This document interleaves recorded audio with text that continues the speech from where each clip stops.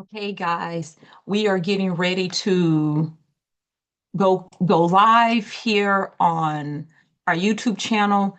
I am just looking because again, I told you guys this is my first time, so I am looking to. Guys, we are getting ready to.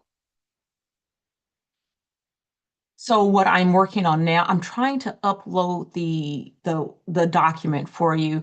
If it doesn't get uploaded, then sorry about that. So one last thing, I'm also going to be live on my TikTok account.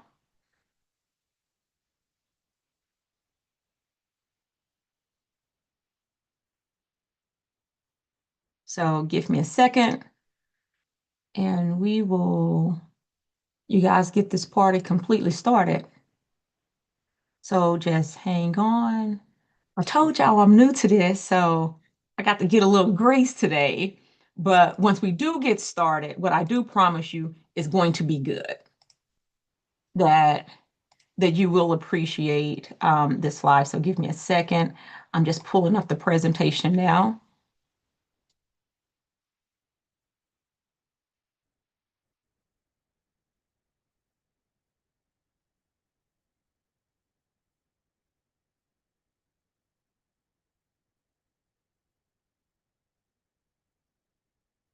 Okay, so it should be coming up for you. So give me one more second. I'm going to go live on the TikTok. Okay, guys, for those of you who are going to come back, um, how in the heck do I turn the dang screen around? Y'all give me 2 seconds. Give me 2 seconds. I promise y'all. I have young kids, so at some point, um, my kids will be on to help me out. But until then, um, well, shoot. Okay, you guys, give me 1 sec. I'm trying to share my screen with you as well so you can see the presentation if you're only joining from TikTok. If you can, we are I'm also live on YouTube right now. Okay. So y'all give me 2 seconds. Okay, so yeah, I don't know how to easily share my screen with you. Oh, you know what? Let me see if I turn this around. Yes, no, that's not gonna work. Okay, so guys, still get your pen and paper together, right? So get your pen and paper together. We still got work to do. We are now about to get started. This whole thing is about what the Rockefellers do. So this is the book. So for you guys on YouTube, for you here on TikTok, this is the book that you're looking for. This is the book we're talking about over the next 4 weeks. There is no link in the bio. I am not selling you this book. I make no money off of this book. I'm just telling you guys, if you do what's in this book with a few tweaks, full disclosure, I think they get 99.9% of it right. There's one thing that I'm going to tell you that I think it's a little bit different, but that will be when we get to this very specific insurances. Okay. So now let's get started. So who am I? I'm Kim Goins. I'm your favorite TikTok cousin. So that's how most of us have met. I'm from a really small town in Texas. I have lots and lots of cousins, which is why I call y'all my cousins. And I really just like having the conversations about money that a lot of us just never had an opportunity to have with our parents. And we didn't have these conversations not because we had bad parents or we grew up in crazy households. They just didn't even know the information to share with us. But there is a way that I have discovered over the years being centered, when what I always call proximity to wealth, that there are some things that we can do, little tweaks right now that will absolutely change the financial legacy for us and all of our future generations coming after us. And so this is where you can follow me. I am on Instagram. Y'all, I do very little over there, but feel free to follow me. My YouTube is at the Millionaires Club on YouTube. I'm the founder of the Millionaires Club. We came together the day after the election. And we just have one mission, that's to build wealth through entrepreneurship and investing. The millions is the money we're going to raise for ourselves and the money we're going to make. The air is about the legacy we're going to live. So that's why you have the spelling the way that you do. And we are a club of amazing Black women who love and support on each other. And so if you want to join and you're a Black woman, that link is in the bio. It is 100% free. We have people who come in right now. We're in a YouTube challenge. So we're trying to get from 0 to 1,000 subscribers, each of us, so we can monetize that way. Back in February, we had a savings challenge. So there were people who, for $1,000. So people who had never saved $1,000 before in their life, they did it. So we're excited about the things that we're doing. But most importantly, the goal is the goal. And the goal and what we said what the day after the election is that we were all going to be millionaires. So that's what we do. So feel free to follow me on YouTube, on TikTok, and or on my Instagram. If you want to ever email me, oh, I didn't put this on here, but I will drop it. So you guys, I always answer every email, so feel free to be able to do that. Okay, let's get this started. So if you can see the screen, what I have up, just the photos of Rockefeller and Vanderbilt. And interestingly enough, Vanderbilt is the one who makes the really important quote: any fool can make a fortune. It takes a man of brains to hold on to it. Right? It takes a man of brains to hold on to it. And more importantly, guys, and I think this is what we're going to discover, that the Vanderbilts did not do well. I think it also, if I'm expanding on his quote, is it also takes a man to teach his family how to keep that money. So it's really not about how much money you make, right? And you hear people say that all the time. I'm sure in your communities you've seen where some teacher died and then she left the college millions of dollars. Well, it's really not about how much money you make. It's how long you can make that money last and what you do with it. So these are just some of the secrets and tips, right? That again came from the book. What would the Rockefellers do? Here's another look at the book. Again, I'm not selling it to you, but it really is about what strategies are the wealthy using to create wealth. We're going to really begin this presentation. We're going to compare two of the wealthiest families in American history, the Rockefellers and the Vanderbilts. Both built empires, right? So both of them built vast empires. And you're going to see this on the next slide, but only one still holds wealth, you guys. So not money, not rich. I'm talking about FU money. 6 generations later. 6 generations later, you guys. And I want you to be thinking about that, especially if you have children. Like, are you preparing for your 6 generations from now? If you're on the YouTube, drop a yes. If you are, drop a I'm about to, if you haven't started the process, but you're getting ready to. All right. So let's look at how did they make their money. So the Vanderbilts, their fortune was made in railroad and shipping, right? So railroads and shipping. For the Rockefeller, it was in oil. So they owned the Standard Oil Company. Their peak net worth, so at the top of their game. Now this is adjusted for today's inflation, right? So what would they have been worth today? The Vanderbilts today at the top of their game were worth $185 billion, you guys. $185 billion, and the Rockefellers had $340 billion. So that's with a B. Can y'all believe that? Cornelius Vanderbilt at one point was literally the richest man in America. So at one point, he actually made his wealth before the Rockefellers did. He was the richest man, but 70 years, you guys, so just 70 years. Some of us have grandparents still living older than that. My grandfather is 90, well, he's almost 91. So has lived longer. In 70 years after his death, not one heir, not one was a millionaire. And so if you guys have ever watched CNN, you guys know that what I think is like his great great great grandson, um, which is used to be. I don't think he's on there anymore. But again, no longer had the Vanderbilt money. And the Rockefellers are still distributing money today. Why is that? So what was the compare and contrast for their wealth distribution? Well, I think it's important. The reason why the Rockefellers are still funding causes, they're still building businesses. The reason why they're still expanding their generational power is because they had a family trust and a very structured distribution system set up for their families. And that's what we're going to talk about. And then the Vanderbilts, they had no estate plan. And then they just kind of took the wealth and split it and then spent it.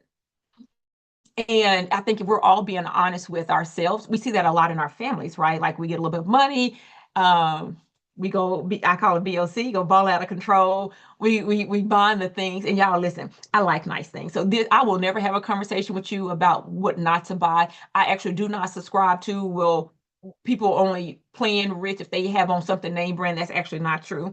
I have lots of really wealthy friends who got nice shit, right? So don't let other people talk you out of things that are important to you.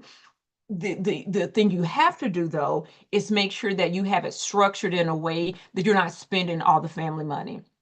This is the key thing. And we're going to do some work. And I think we're going to try to get to this today, but this is going to be really key, you guys, on why their money was able to last. When you think about family governance, so family governance, which means like what was the system to ensure that the money did not leave the family? The Vanderbilts, they had no centralized family system, whereas the Rockefellers established and still have what they call number one, the family office. So the family office is what most wealthy, this is the term that most wealthy people use. They also have a board. They also then have a family bank. So that's when we're going to start getting to the insurance in a few weeks from now. But I want to pause right there. And I was saying this earlier that now I'm not saying they own this lie because I don't think they like me. But last summer, I had a conversation on TikTok and I was sharing because I was just coming out of London. And pre-London, right? I'm about Black girl magic, obviously. And I was having a conversation about Meghan Markle. And I was like, oh, I did see, and I stand by it. She had a very missed opportunity. And her missed opportunity was some things that I think that she could have, if she had known what a family office was. And I'm just going to assume she did. If she would have known, because remember, they call it the firm. So if you remember any of the interviews that Meghan Markle has done, especially when they did the first one with Oprah, she oftentimes referred to the firm. And so, who is the firm or what is the firm? That is that centralized system.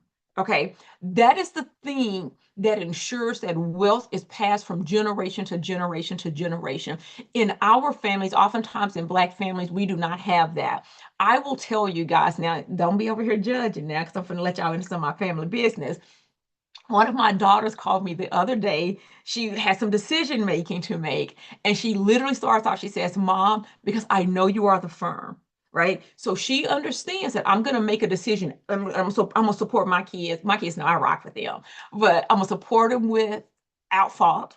However, I make decisions for them also through the lens of the firm.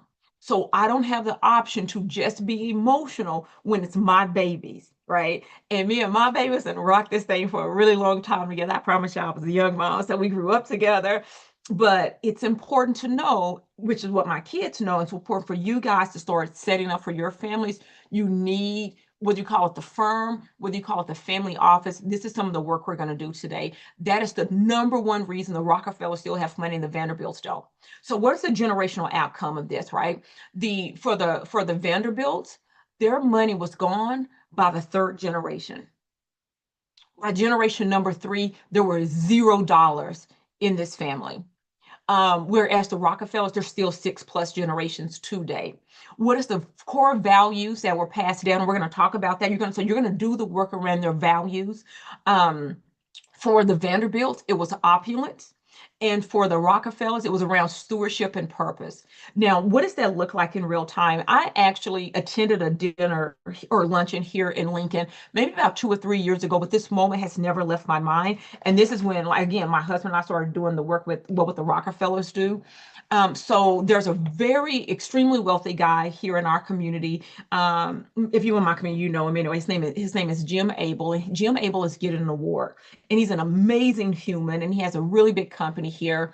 And he throws up when he does his talk, he throws up in his, I think it was his great grandfather's handwriting, and it was the core values for their families. And it literally stated, like, this is how I desire for my kids and my grandkids and my great grandkids and my great grandkids to live. And you guys, that was the first time in my entire life, and I'm a woman of a certain age, that I had ever seen that. I had never seen, and they keep it. It's something that they've kept in their family, and everyone reads it. But his great grandfather knew exactly the values that he wanted his family to have, and they still had them. And not one thing on it was money. Not one, it did not say be millionaires. It was around kindness. It was around taking care of each other. It was around their character, but not one of it was around making money.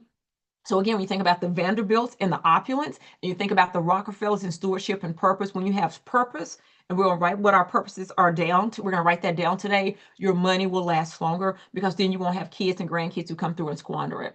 And then lastly, I threw up on here, like, what were some of their favorite quotes, right? And there's one that I really want y'all to live by. So Vanderbilt's, like, his most famous quote was, "I care nothing about the past."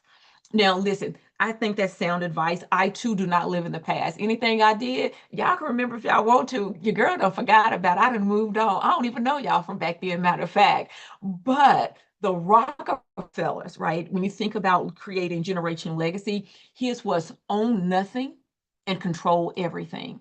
And that's what we're going to look at doing today. So, how do you go from millions to nothing, right? So this slide up now, you guys, in 1877, right? So in 1877, Vanderbilt's grandson hosted in New York most lavish party to date, right? And if you've ever seen like the Vanderbilt mansions, if not, please go Google them because they had, like, again, like the royal family, more than one. By 1973, not one Vanderbilt appeared on the Forbes list of millionaires. Not not one of them. And again, we've already talked about their grandfather, depending on where they were, or great, because it's three generations at this point, had amassed $185 billion fortune.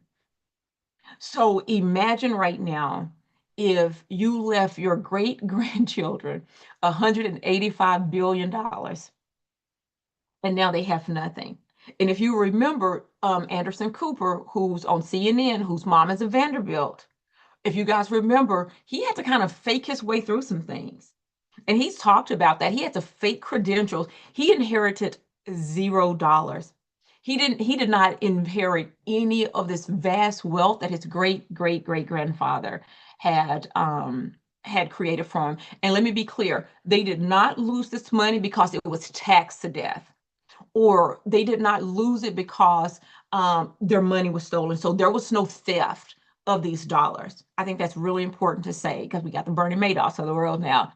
They lost it because they did not structure their money to last. They hear me say that again. They did not structure their money to last. And so when I again go back to the royal family, we think it's cruel. And oh no, like I think it's cruel. Like it's mean. I thought it was awful that they pulled Harry's security, the way that they treated Harry because he was in love with Meghan. Pre me going to London, and oh, I should mention this. I spent time at, like, I think maybe like four of their royal palaces, you guys. And so I'm talking about palatial, very palatial, and these spaces with them that had been around for hundreds of years. So for me too, it was the first time understanding it is not, it was cruel, but the intentionality was that no one is bigger than the firm. No one is bigger than the firm.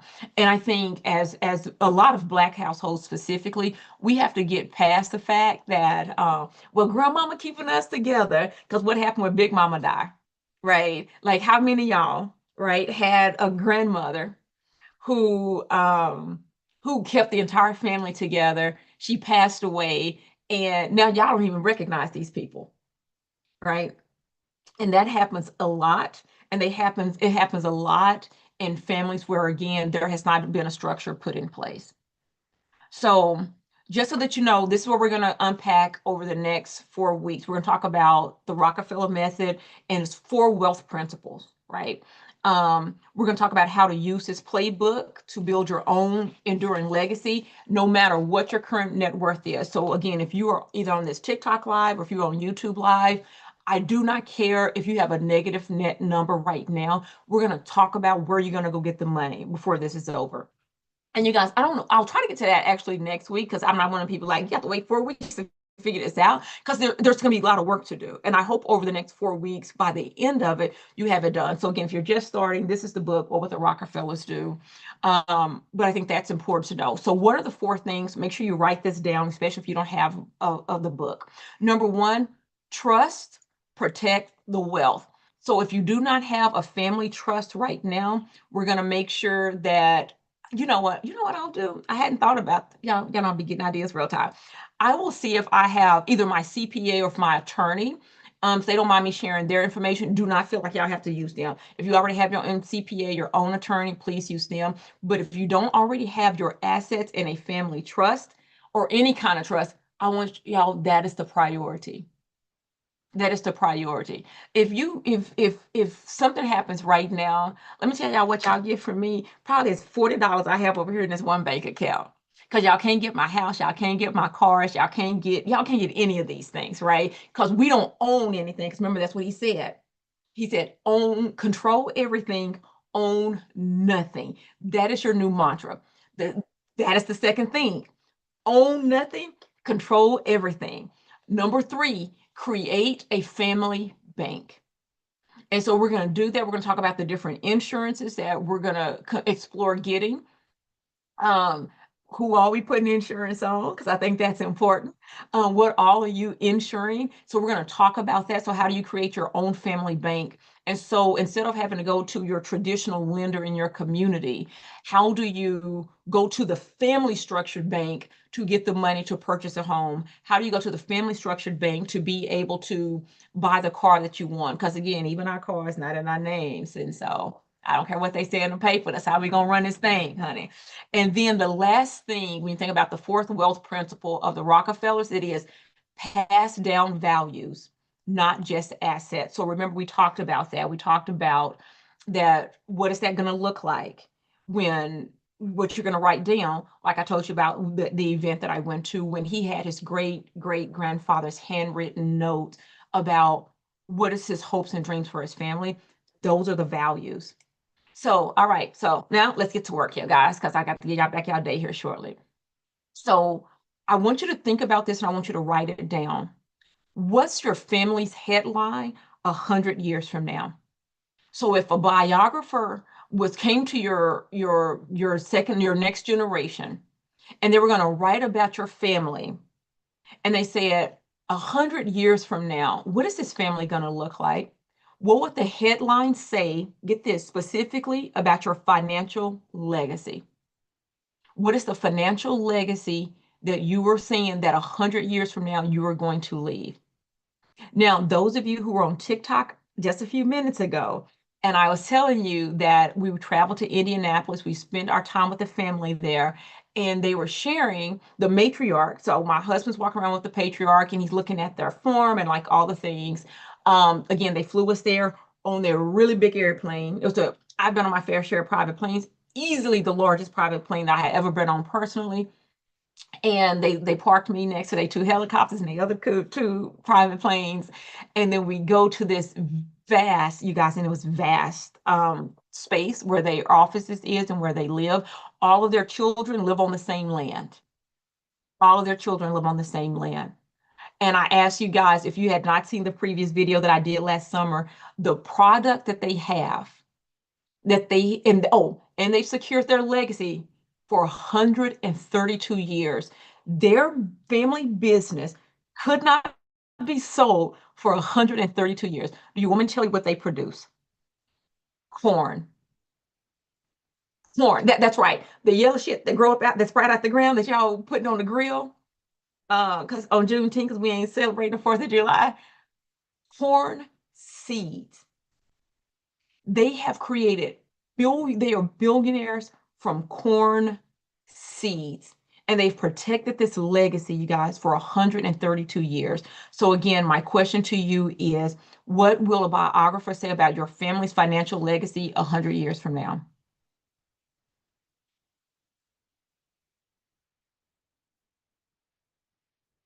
Yeah. Oh, Cookie Cutter said there's more than corn in Indiana. That's right. That's how they made their money, though. Can you imagine? So that's what I'm saying.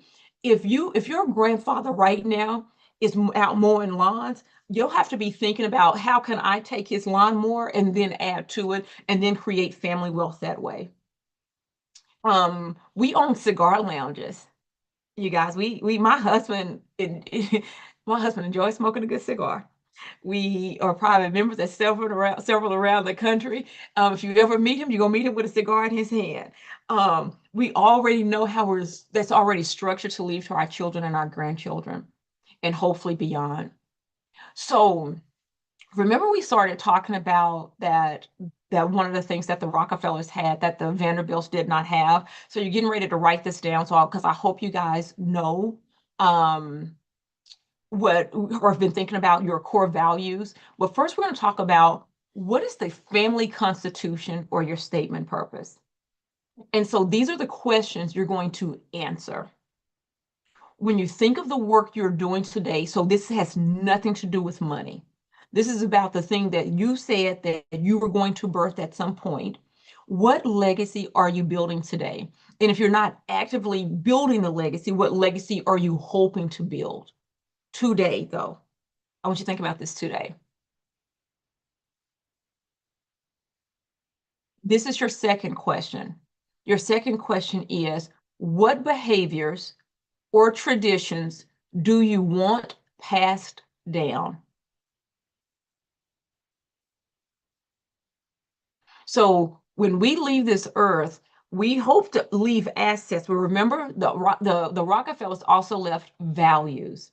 So what behaviors or traditions do you want passed down?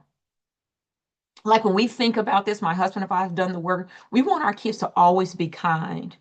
And we have really kind kids. And I want my future grandchildren and great grandchildren to have some kindness about them. I want them to have some compassion about them.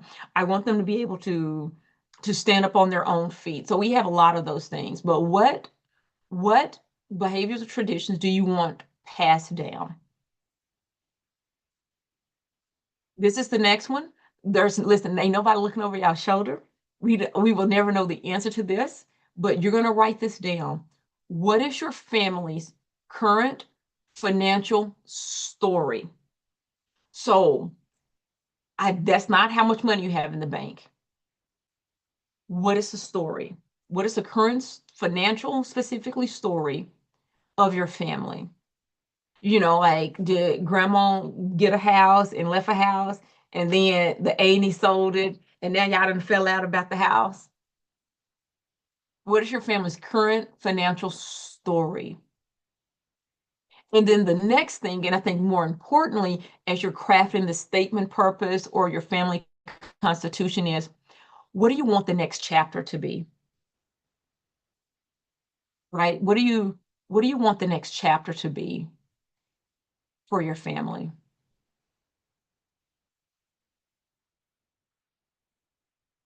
So I'm going to give you guys just a couple of minutes to write that down, but we have a little bit more work to do.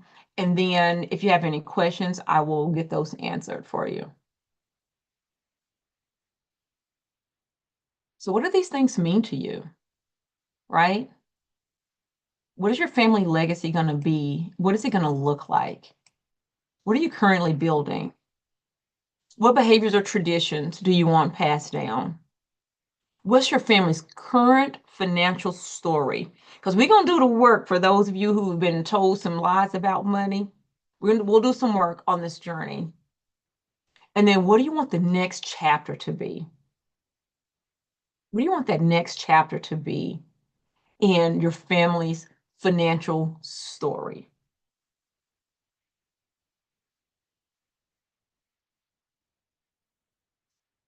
All right.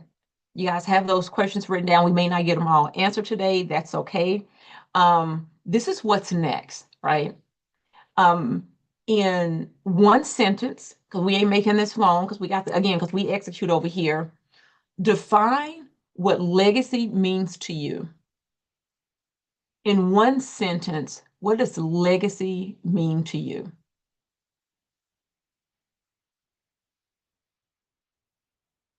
And think about, I think it's really important to sit here now and to say, think about what's been passed down so far.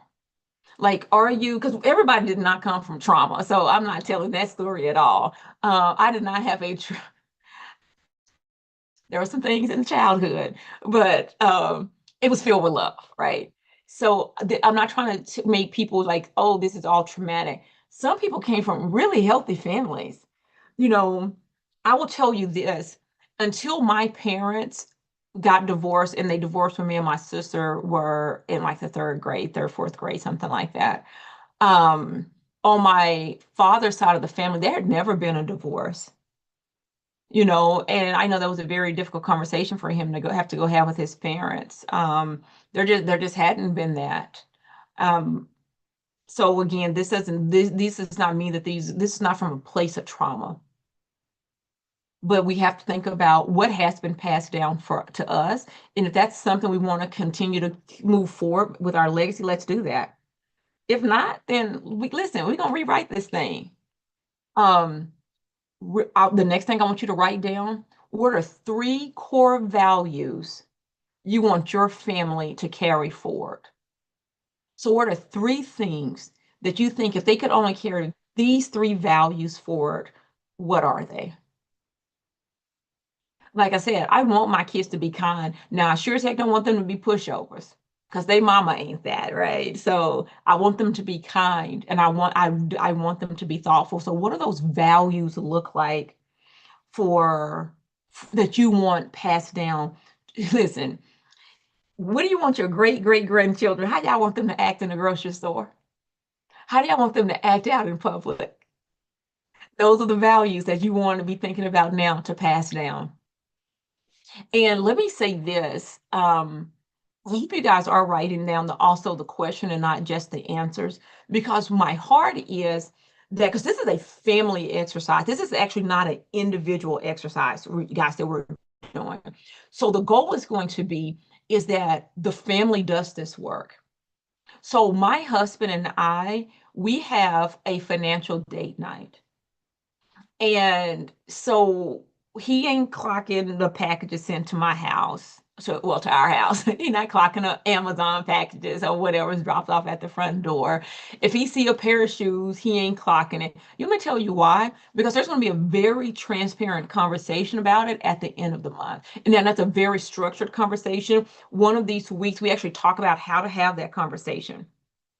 Money is one of the hardest, if not the hardest conversation you will have. People would rather talk about who they had sexual relationships with more than talk about their money. But the quicker and the more you work that muscle of talking about money, the easier this thing will get. If you're not comfortable talking about money right now, it's because you have not done it enough. Period. There's nothing else. You just have not done it enough. But I want you guys to be thinking about that.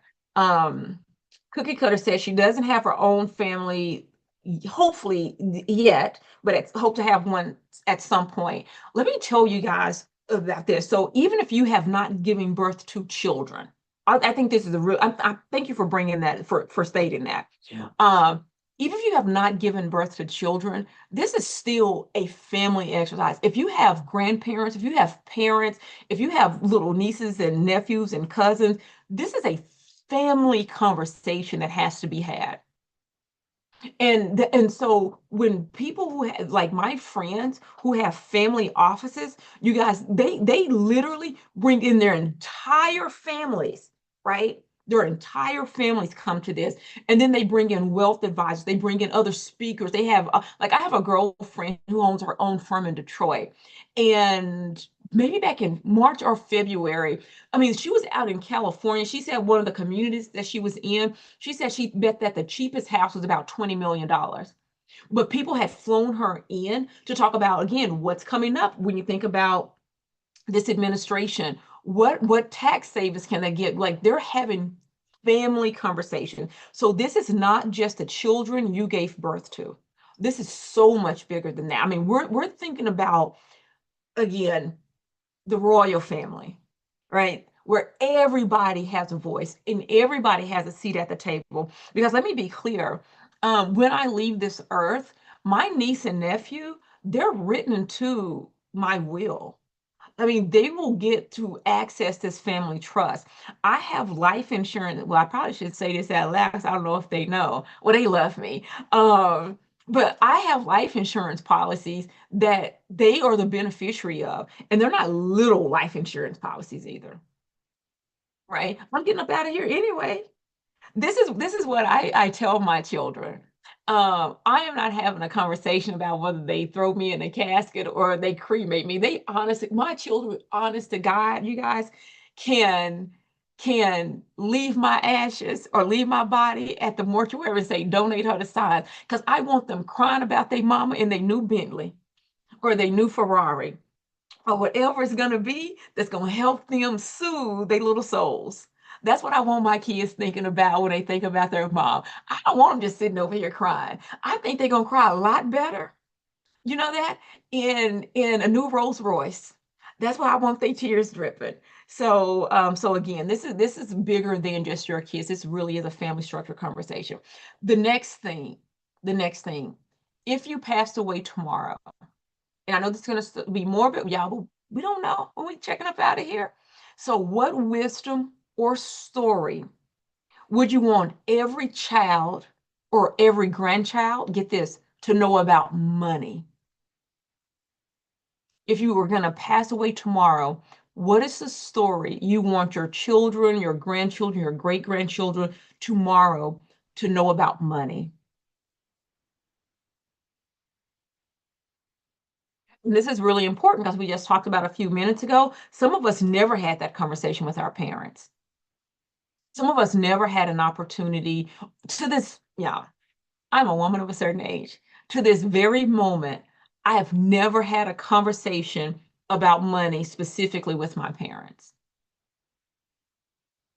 I have great parents. So that is not any shade.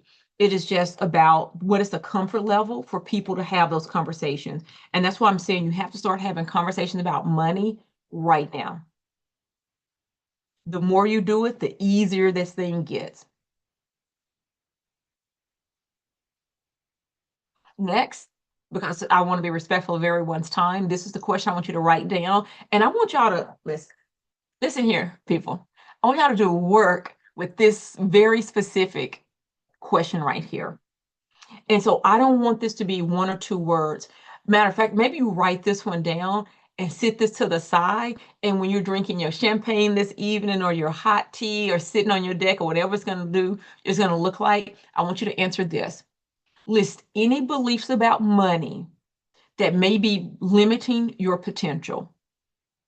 List any beliefs about money that may be limiting your potential.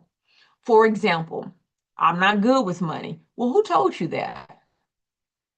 Who told you that? You know your behaviors go where you think, right?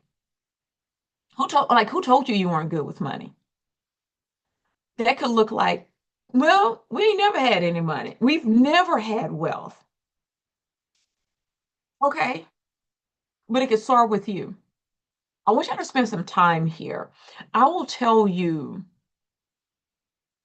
me and a girlfriend about, I don't know, maybe about 13 years ago. This is when life, I'm gonna be honest, y'all, this is when my life really started changing. So I'm not even talking about like 20 years ago.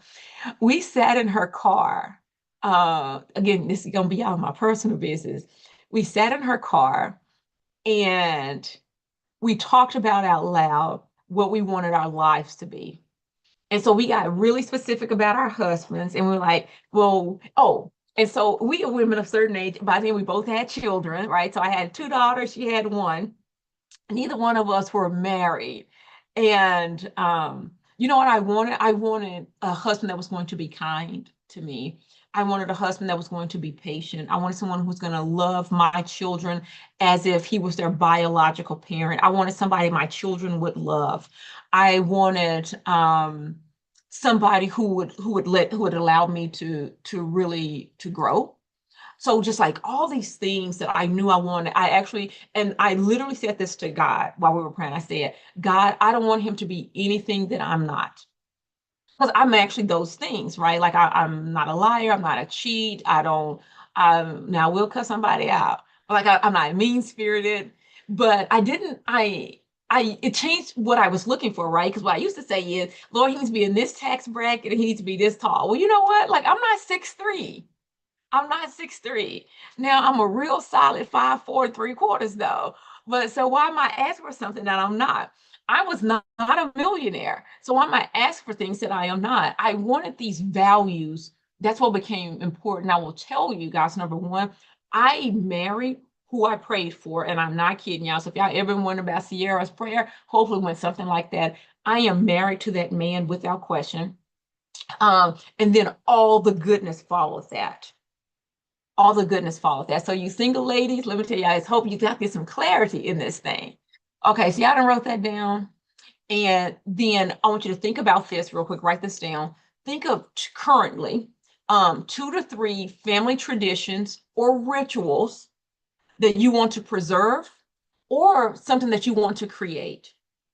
So in my family, what that looks like, now if any of my real cousins on, I hope they don't make no comments, get out my business. Um, my grandmother, her two major holidays in my family were Thanksgiving and Easter. If you miss either one of those holidays, and y'all, it's hundreds, it's literally like hundreds of us. If you miss one of those, I don't know how she knew you was missing. It's like a mother hen. They know everybody who wasn't there. You did not miss Thanksgiving. Our Thanksgiving has always been the Saturday prior to Thanksgiving Day because that's how important it was. So if you had a spouse or you didn't live in town, she Thanksgiving was a mandate. And that's something that still continues in my family right now. And I hope that's something that will continue to be in my family. She was the same way with Easter. Like you showed up, you went home. So every every March, April, depending on when it fell in the calendar, you have hundreds of people descend in a little town called Mineola, Texas, because my grandmother expected you to be there. It's a little bitty church, y'all know the kind, like little frame churches, and it was so filled with love. It's called Johnson Chapel. The best people on the planet have always gone to this church. She had a great pastor there, Pastor G. She has since passed away. But I'm telling y'all, it was so much love. But you didn't miss Thanksgiving or Easter. So what does that need to look like for you? What traditions?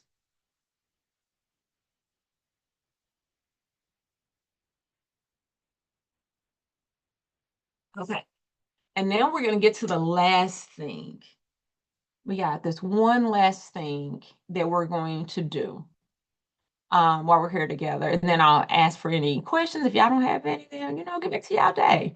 Um, I want you to write a letter to your future family. This is the legacy letter.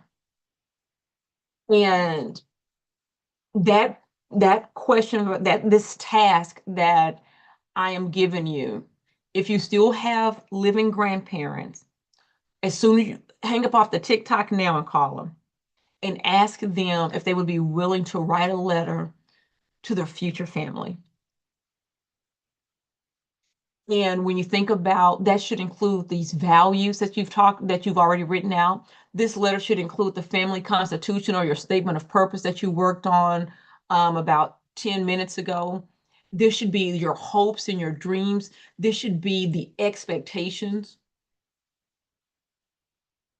Well, write a letter to your future family. Now, you won't get that completely done while we're on this live today. So whether you're live here on TikTok or whether you're live here on YouTube, I don't expect that. What I do expect is that write that letter.